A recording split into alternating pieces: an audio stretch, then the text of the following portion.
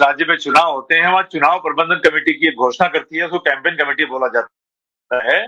और वो campaign committee अभी प्रदेश कांग्रेस कमेटी के अध्यक्ष आदरणीय गोविंद सिंह डोटासरा जी के नेतृत्व में यहाँ राजस्थान में बनाई गई है। उसमें राजस्थान के तमाम वरिष्ठ नेताओं को शामिल किया गया है, जिसमें आदरणीय मुख्यमंत्री जी भी शामिल हैं, पूर्व उप मुख्यमंत्री सचिन पायलट भी शामिल है, केंद्रीय जो नेता जो राजस्थान से आते हैं उनको भी इसमें शामिल किया गया है। इसमें ओबीसी, एससी, एसटी, जाट, ब्राह्मण सब नेताओं को हर इलाके से शामिल किया गया है। और ये तमाम 29 लोग बैठ करके तय करेंगे कि राजस्थान से जो 200 के 200 विधानसभा सीट है उन सीटों में जो प्रमुख उम्मीदवार होंगे, 2 या 3 एक एक सीट से 2-2, 3-3 नाम तय किए जाएंगे और वो सारे नाम तय करके दिल्ली भेज दिए जाएंगे। और दिल्ली जो हमारे आदरणीय खड़गे साहब के नेतृत्व जो कमेटी बनेगी वो कमेटी इस तमाम निर्णयों का शॉर्ट लिस्टिंग करके 200 की 200 टिकटों की घोषणा करेगी। राजकुमार जी, मैं आपको थोड़ा सा रोक रहा हूँ। आप ये कह रहे हैं कि ये जो चुनाव समिति है वो एक पैनल बनाएगी या एक ही नाम यहाँ से फाइनल करके राजस्थान से भेजेगी, या फिर 5 नाम या 3 नाम, कितने नाम होंगे एक विधानसभा से?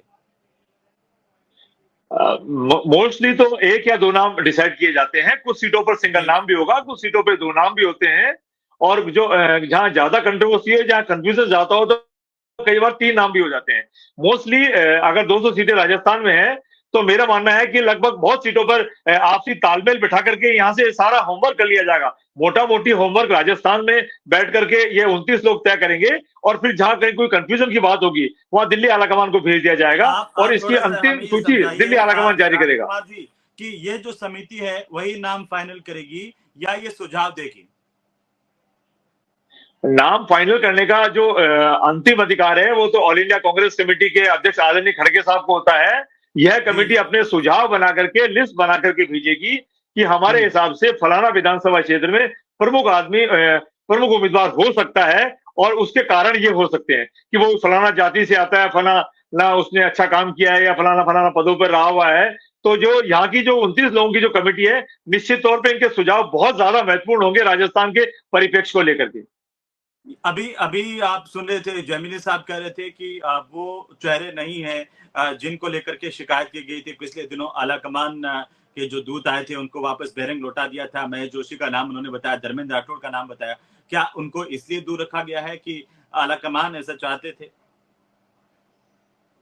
देखिए, ये निर्णय आलाकमान का है। आलाकमान का निर्णय सर्वोपरि होता है। आलाकमान जब किसी लिस्ट को जारी कर देता है तो हमारा उसमें कहने का कोई औचित्य नहीं बचता है। लेकिन मैं आपको बता दूं कि आलाकमान ने जो 29 नाम तय किए, ये सब लोग बैठ करके एक अच्छी सूची बनाएंगे और अच्छे उम्मीदवार राजस्थान में 200 के 200 उतरेंगे। भारतीय जनता पार्टी के 200 उम्मीदवारों को शानदार पटकनी देके 2023 में हम अशोक गहलोत जी के नेतृत्व में, आदरणीय डोटासरा जी के नेतृत्व में हम सरकार रिपीट करेंगे।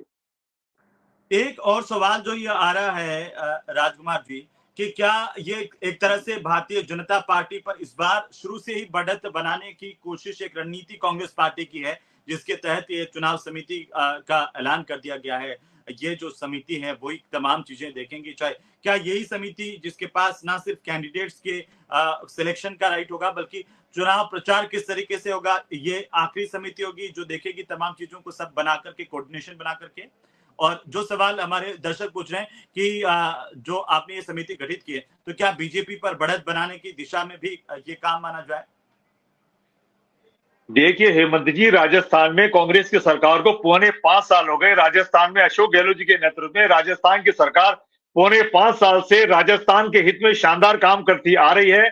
और भारतीय जनता पार्टी के ऊपर बढ़त तो हमने उसी दिन बना ली थी जब हमने यहाँ शानदार कोरोना का प्रबंधन किया था।